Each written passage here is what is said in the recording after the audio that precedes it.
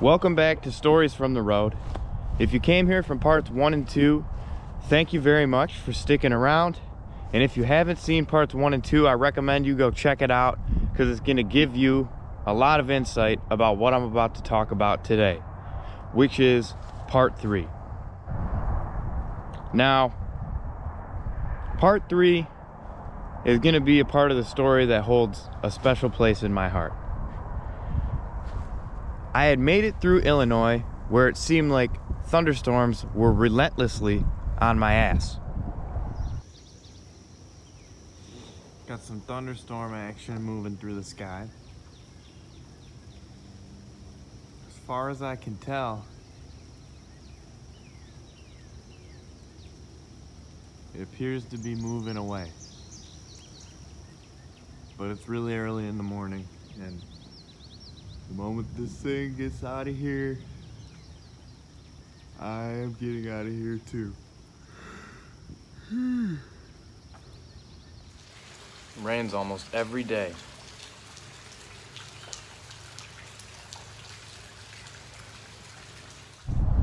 And I had crossed the Mississippi River for the first time in my life. I made it to the Mississippi River. I thought Lake Michigan was a big landmark when I made it across the state, but this is on a whole nother level. That's the bridge I'm going to be taking across. It's called Clark Bridge, and then I'll be in Missouri.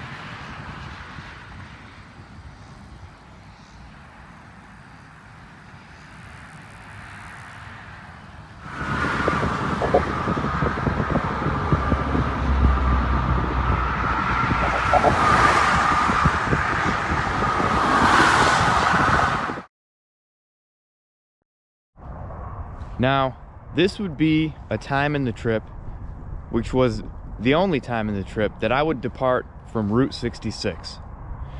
I was doing this in favor of taking something called the Katy Trail, which is basically a rail trail, which is an old railroad that was turned into a bike trail that runs across the entire state of Missouri, 230 miles long, the longest rail trail in the US.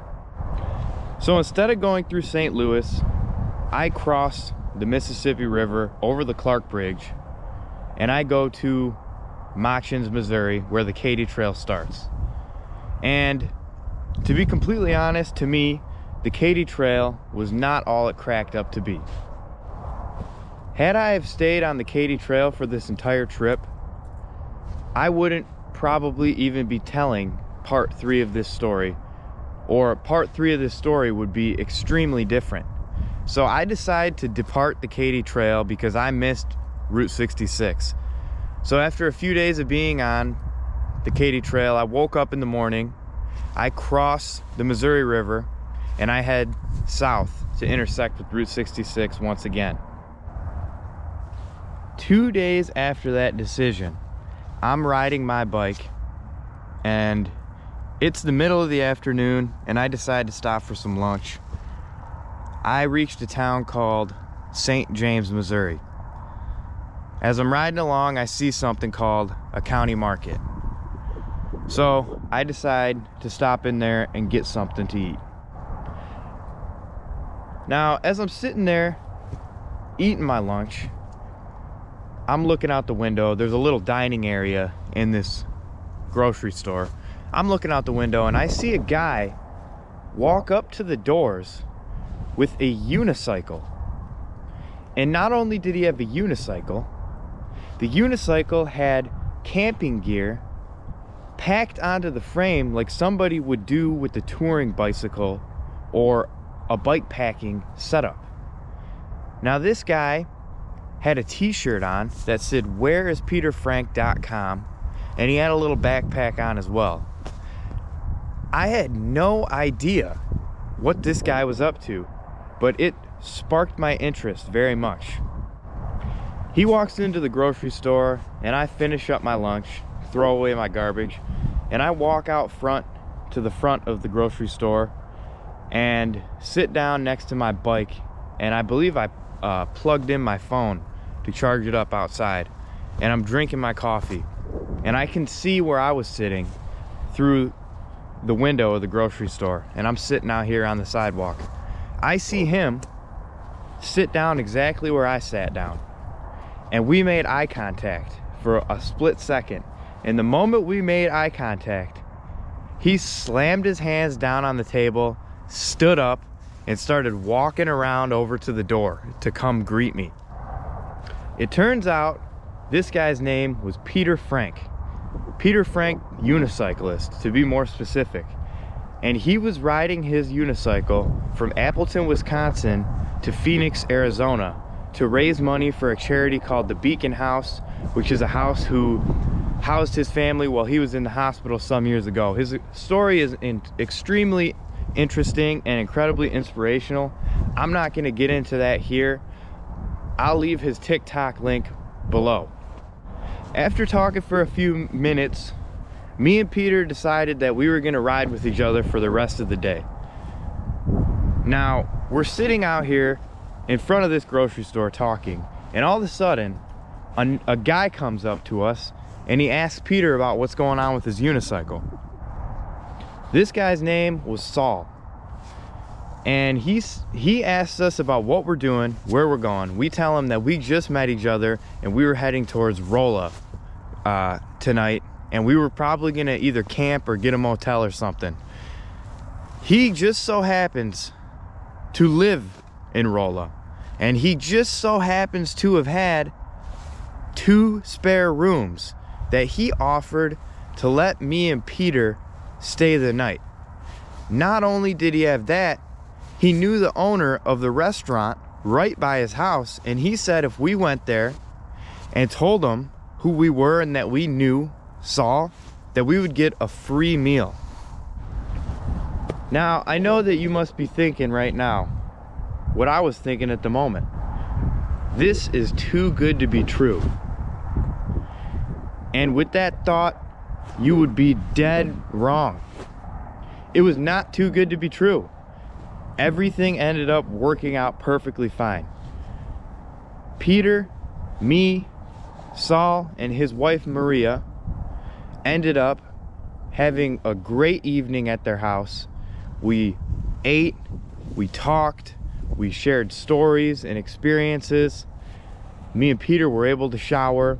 We were able to do our laundry. As promised, there was 2 empty rooms for us. We woke up the next morning. We all had breakfast with one another. And then me and Peter said our goodbyes to Saul and Maria and continued down the road.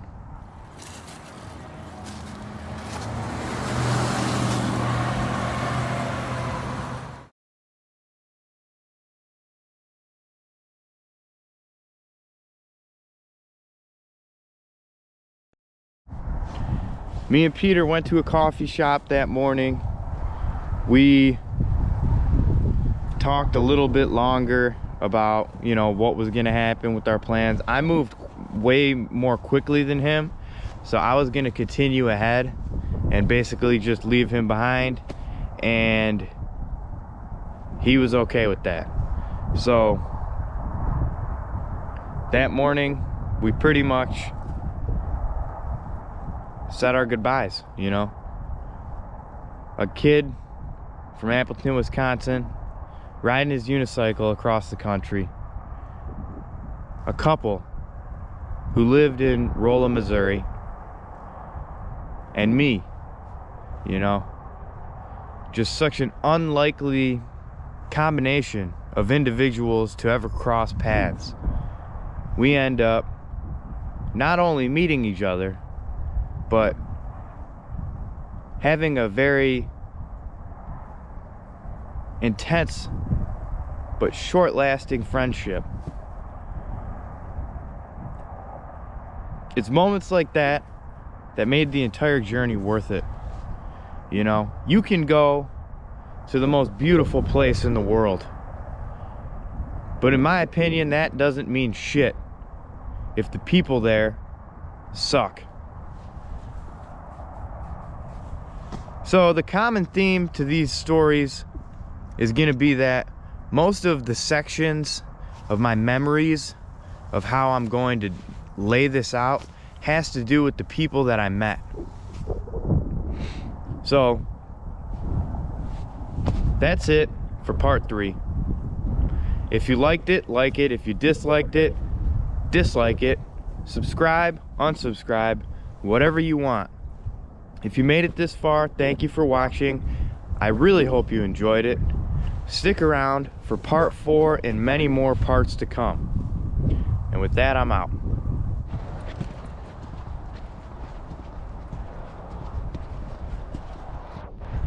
Finally getting our deep freeze here in Michigan.